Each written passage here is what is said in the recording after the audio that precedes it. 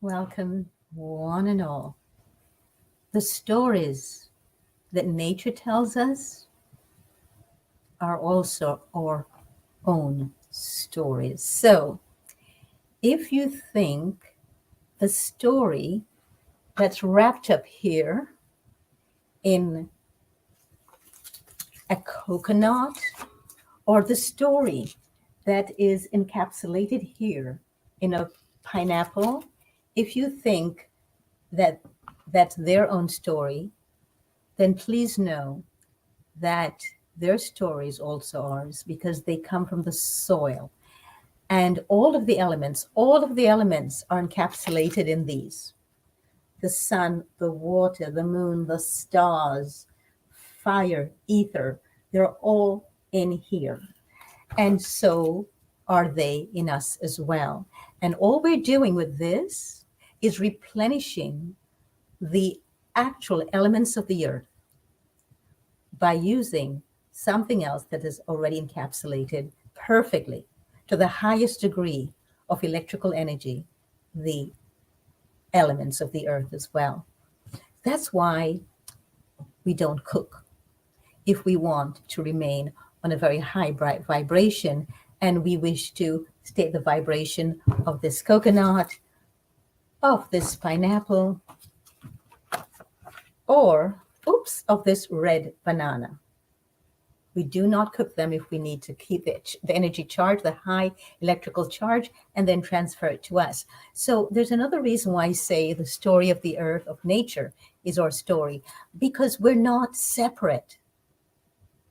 We are bound by the same laws of nature, all of us. We're just different manifestations of nature. So nature manifests itself as a coconut, it manifests itself as a banana like this, or the yellow bananas that most people know, the Cavendish bananas in the United States, or as this, or as a papaya, or whatever, and in whatever form that nature manifests itself.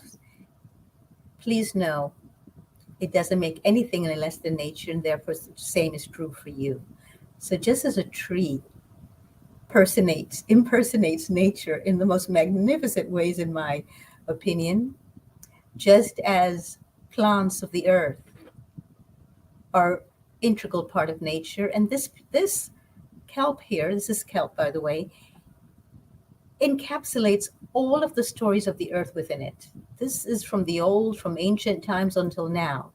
Same with us. Just like how we have ancestors, so do they. So, why do I say this? Because we will never get back the life we waste trying to be normal. We will never get back the life that we waste on a daily basis by trying to be normal. We are exceptional beings. We are forces of nature. Why not claim it, enhance it, and live it to the maximum of our abilities? Because when we do so, every single person benefits. You know, it's very interesting how we will look at an old tree, a very old tree, 300 years old, and we will worship it. But human beings who are aging, we do not. And yet they have encapsulated in them a lifetime of love. Because true love stories never have endings. As Rumi said, understanding compassion, goodbyes are only for those who love with their eyes. Because for those who love with heart and soul, there is no such thing as separation. So if you're grieving what you perceive as the loss of someone right now, please know that they still exist in an energy form. This is just one energy form. This is just another energy form. The flowers, just another energy form. The trees outside, just another energy form. And we just keep changing the form. So energy doesn't die, it doesn't dissipate, it just changes form. So when we look at the earth and we think we're separate, please know that it's the same. We also came as a seed, and we were also, just like a caterpillar, we were also ended up being in this cocoon. So be patient with yourself if you're still in your cocoon and you're not completely awake and not completely thriving right now.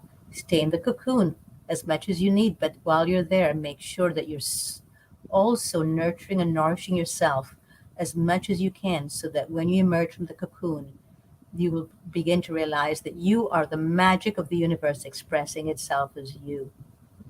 And your unfolding is going to be at the rhythm of the universe, not your rhythm. So do not rush anything. Do not be upset because you think, oh, I should be further along, or I ought to be doing this, or why am I still feeling this? You will unfold when the universe needs you to unfold. And remember that happiness is a vine that takes root and grows within the heart, never outside of it. So stop looking for outside manifestations to please you.